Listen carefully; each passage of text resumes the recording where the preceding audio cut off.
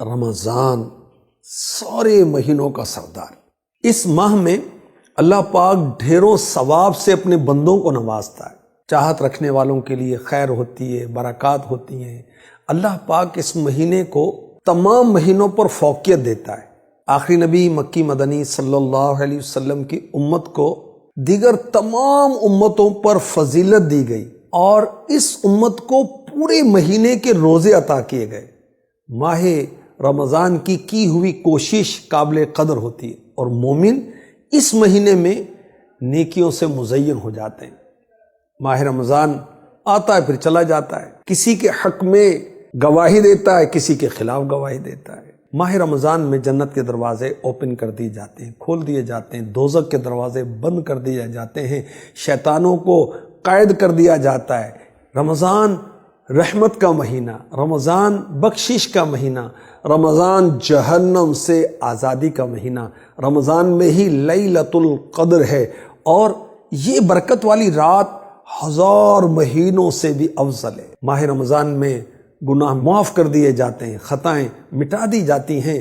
آخری نبی مکی مدنی صلی اللہ علیہ وآلہ وسلم نے ارشاد فرمایا، ایک نماز دوسری نماز تک، ایک رمضان دوسرے رمضان تک گناہوں کے لیے کفارہ ہے سوائے 3 گناہوں کے۔ نمبر 1 شرک کرنا، نمبر 2 سنت کو ترک کرنا، چھوڑ دینا، نمبر 3 سودا منسوخ کرنا۔ عرض کی گئی یا رسول اللہ صلی اللہ علیہ وسلم سنت کو چھوڑنے کا کیا مطلب ہے؟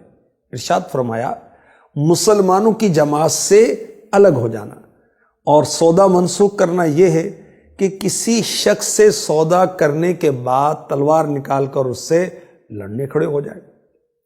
ایک روایت میں ہے کہ اس شخص کی ناک خاک آلود ہو جس نے رمضان کا مہینہ پایا پھر اس کی بخشش نہ ہوئی۔ اسی مبارک مہینے کا قرآن میں نام آیا، اسی مبارک مہینے میں اسلام کو فتوحات حاصل ہوئیں۔ ماہ رمضان میں نیکیوں کی وجہ سے مسلمانوں کا ایمان مضبوط ہوتا ہے۔ ماہ رمضان میں اللہ پاک نے ایسے اعمال مقرر فرمائے سبحان اللہ جس کی وجہ سے نیکیوں کا پلڑا بھاری ہو جاتا ہے۔ ہمارے آقا صلی اللہ علیہ وآلہ وسلم کی عادت کریمہ تھی کہ آپ رمضان المبارک میں مختلف قسم کی عبادات کثرت سے بجا لاتے۔ مثلا آپ خوب صدقہ و خیرات فرماتے، قرآن پاک کا جبریل امی علیہ السلام کے ساتھ دور فرماتے، آپ اعتکاف بجا لاتے۔ سبحان اللہ، میرے آقا صلی اللہ علیہ وسلم نے ارشاد فرمایا آدمی کے ہر نیک عمل کا بدلہ 10 سے 700 گنا تک دیا جاتا ہے۔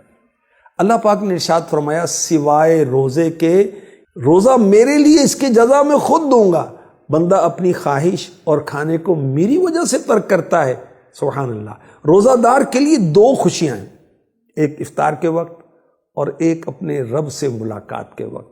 روزہ دار کے منہ کی بو اللہ پاک کے نزدیک مشک سے زیادہ پاکیزہ ہے۔ اللہ کے رسول صلی اللہ علیہ وسلم نے فرمایا جو شخص ایمان کے ساتھ ثواب کی امید سے روزہ رکھے گا اس کے اگلے گناہ بخش دیے جائیں گے۔ جو ایمان کے ساتھ ثواب کی نیت سے رمضان کی راتوں میں قیام کرے گا، عبادت کرے گا، اس کے گناہ بخش دیے جائیں گے۔